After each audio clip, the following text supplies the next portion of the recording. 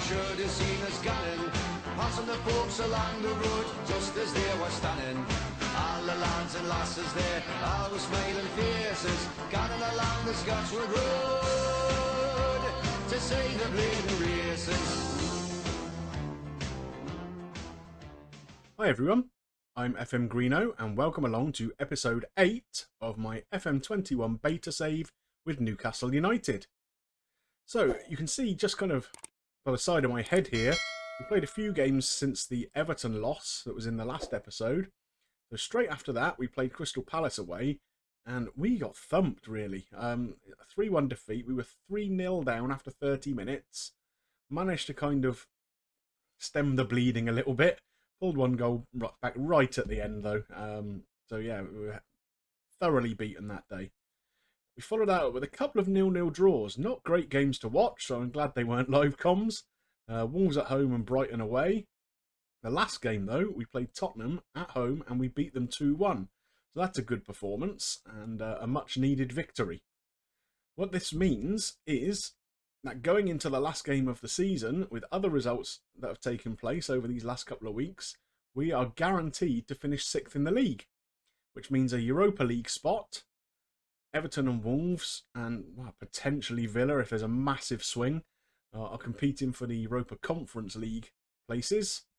Still all to play for at the top. Liverpool are top, Chelsea just 2 points behind those, so there's a possibility that Chelsea could pip them for that. We'll see at the end of the episode here. What this means in terms of finances, we've had our budgets through for next season.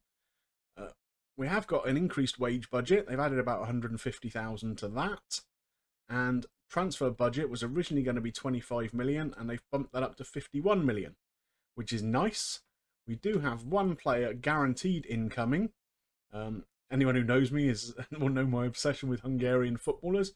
So it'll come as no surprise that the Hungarian wonder kid Szoboszlai is the guy I've gone for. He's a central midfielder, can play on the left too, and I think he's going to be very useful to us next season.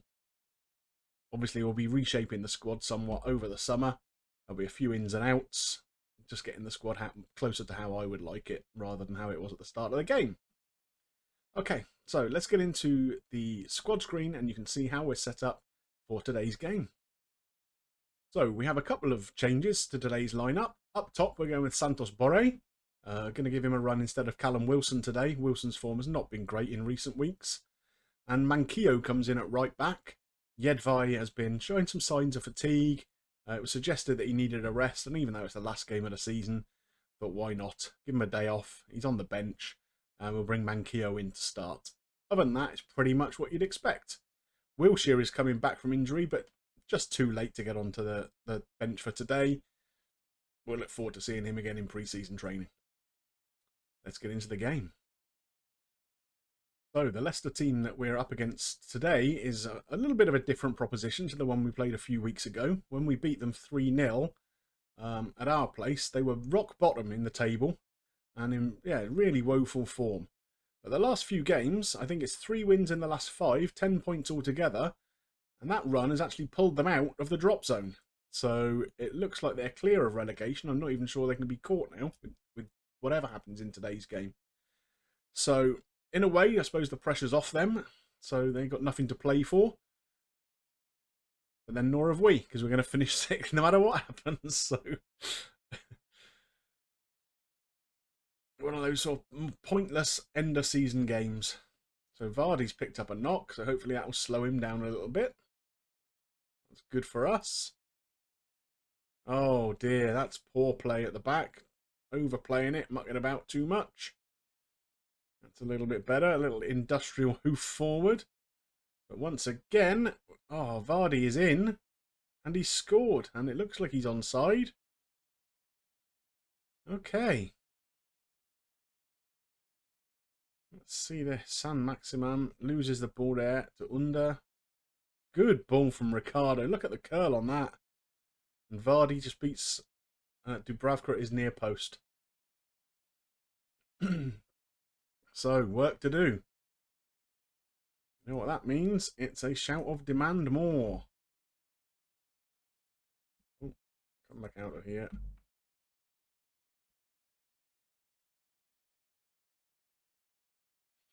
So,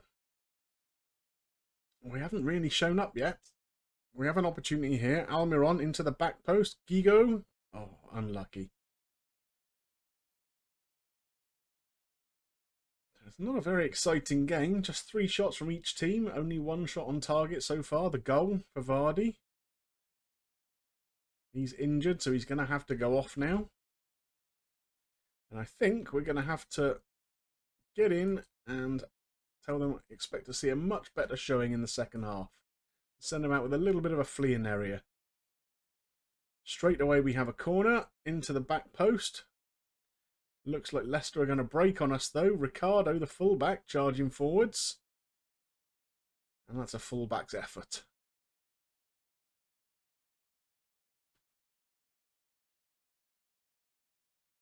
Corner for them. Hits the woodwork. Goodness me. We are not playing very well today. The boys are already on the beach. Almiron's having a poor performance. Longstaff the same.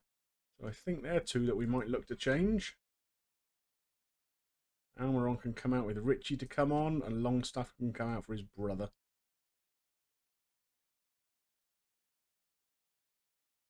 I'm really excited to see what we can do next season. We've got a few quid to spend, like I said. So I think we can make a few changes. With the players that I'm looking to get out of the club, that's going to certainly free up some wages. And if we can get some decent fees in as well, that'll be very useful. So we should have a fairly big war chest, I think, to go and improve the squad. One thing I have noticed in the game this year is that a lot of kind of mid-range transfers can be done very cheaply, but they're not necessarily players that are going to improve my first team. So I've got a feeling I'm going to have to spend big if I want good players. Ball in here. Oh, goodness me. Justin took his time over that. We're building down the left. Good ball to San Maximan. Can he get in? He can. He has scored his 12th of the season. What a season he's had. He's been exceptional playing in that inside forward position. Just drives at the defence all the time.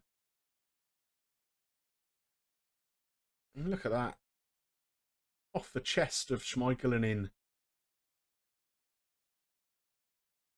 So back to 1 apiece. I think that's a fairer reflection of the game. Not much happening here though. We have 1 more opportunity perhaps. Manquillo takes the throw to Richie. Into Manquillo. It's half cleared. Longstaff out to Lewis. Oh, good first time effort, but Schmeichel is equal to it. Clears it long. Looks like that was not the end of the highlight. Leicester having a counter-attack here now. Good challenge by Lewis, but only clears it as far as Chowdhury. Long ball over the top to nobody in particular. Callum Wilson picks up the ball, and here's San Maximan again. Can he work more of his magic? Ball into Wilson. Hayden. Oh, goodness me. I didn't expect him to hit it from there. And that's been a much improved performance in the second half. I think having a little shout at them at half-time seemed to do the trick. Not enough to get a win today, but I'll take a draw. And so there we have it. Confirmation. We have finished 6th in the Premier League. I can't really complain at that. It's much better than I expected us to do at the beginning of the season. Obviously, it's difficult to break into the big 6. Tottenham are the one that have dropped out here, having a pretty poor season. But then, not only to do that, but finish, best of the rest. The likes of Everton, Wolves, etc. Yeah, got to be pretty happy with that. It also brings some benefits in terms of cash. So for finishing 6th, you get £29 million. Plus, obviously, whatever money comes our way through being in the Europa League next season too. Well, this is pretty snazzy looking. The end of season review. We've not had it packaged up like this previously. So the first tab says the new arrivals. So we didn't sign many new players, but strengthened the squad in important places.